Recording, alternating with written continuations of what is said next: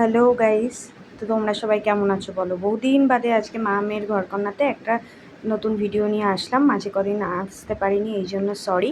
তো আজকে হচ্ছে পেঁয়াজি। তোমরা সবাই কম বেশি খেয়েছোই পেঁয়াজি, খুব সিম্পল একটা আইটেম। দেখতে পাচ্ছ মা পেঁয়াজগুলোকে কুচি কুচি করে কেটে নিয়েছে বাটিতে, এবং তার সাথে বেসন দিয়েছে, হলুদ দিয়েছে, একটু নুন দিচ্ছে, তারপরে একটু জোয়ান দিল।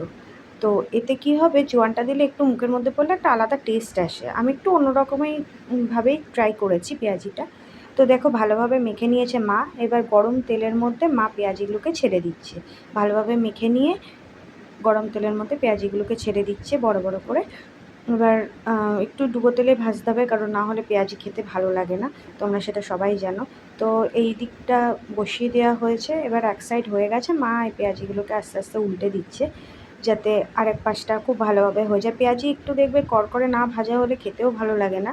তো মা একটু একটু ব্রাউন করেই ভেজেছে, যাতে ভালোভাবে পেঁয়াজিটা ভাজা হয়। তো দেখতে পাচ্ছ গাইস, পেঁয়াজিটা এক পাশ হয়ে গেছে, দুপাশই কমপ্লিট।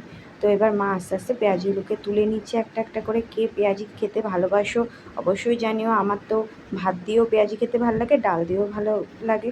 আজকের মতন এইটুকুনি ভিডিও। তো আজকের মতো টাটা।